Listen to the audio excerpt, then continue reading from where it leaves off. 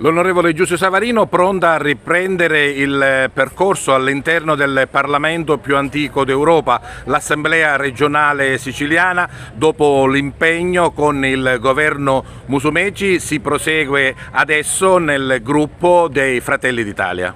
Sì, abbiamo avuto un notevole successo. Fratelli d'Italia è stato il primo partito non solo in Italia ma anche in Sicilia.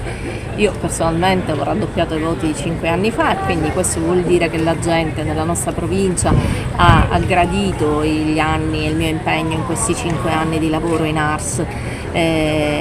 Vado con la stessa grinta, con la voglia di continuare e di portare avanti tante di quelle cose che invece non siamo riusciti perché non avevamo una maggioranza solida in ARS.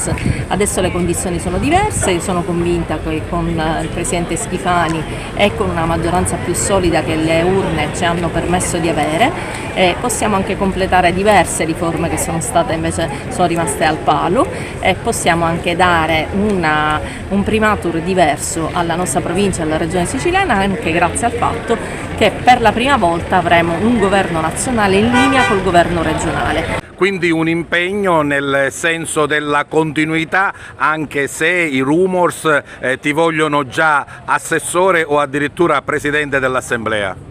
C'è tanto chiacchiericcio in questa fase, ancora siamo in una fase embrionale, non siamo neanche stati ufficialmente proclamati, per cui insomma per ora siamo in una fase proprio iniziale. È chiaro che certamente qualcuno immagina, avendo io vinto per adesso con un risultato lusinghiero ed essendo la mia quarta legislatura, che possa avere un impegno di maggiore consistenza, ma vedremo, questo non sarò io a deciderlo, lo deciderà prima il mio partito, Fratelli d'Italia, e poi anche il Presidente Schifani dovrà trovare sintonie con le sue intenzioni di dare a questo prossimo governo un profilo di grande competenza. Quindi ancora è presto, vedremo. Intanto festeggiamo quello che invece è un dato certo, che è appunto la mia rielezione, e oggi siamo qui con tanti amici, riferimenti, e la nostra è una comunità non solo politica ma anche di amicizia. E questo momento conviviale che oggi abbiamo organizzato è proprio per siglare questo momento di festa per tutti noi.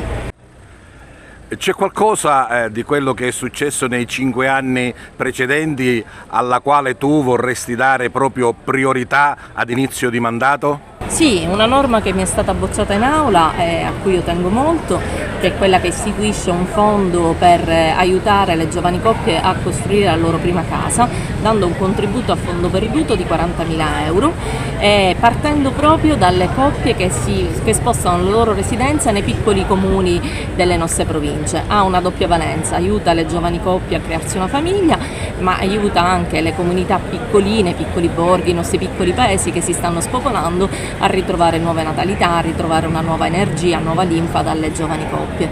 Questa è una norma che io avevo fatto approvare in commissione, che poi l'Aula ha bocciato, e mi dispiace, questa è una mia priorità, ma come questa ce ne sono altre. Anche la riforma dei rifiuti, che come voi sapete era improntata alla trasparenza, a maggiore economicità, a levare quelle zone d'ombra dove qualcuno ci guadagna tanto e i cittadini perdono troppo. Questa è un'altra norma che è stata bocciata in aula col voto segreto, che io mi auguro di poter riportare, perché se la gestione dei rifiuti deve avere una svolta, deve partire proprio da una riforma che parta da chi gestisce i rifiuti, quindi dai soggetti pubblici, che devono avere maggiore trasparenza e assolutamente niente zone d'ombra.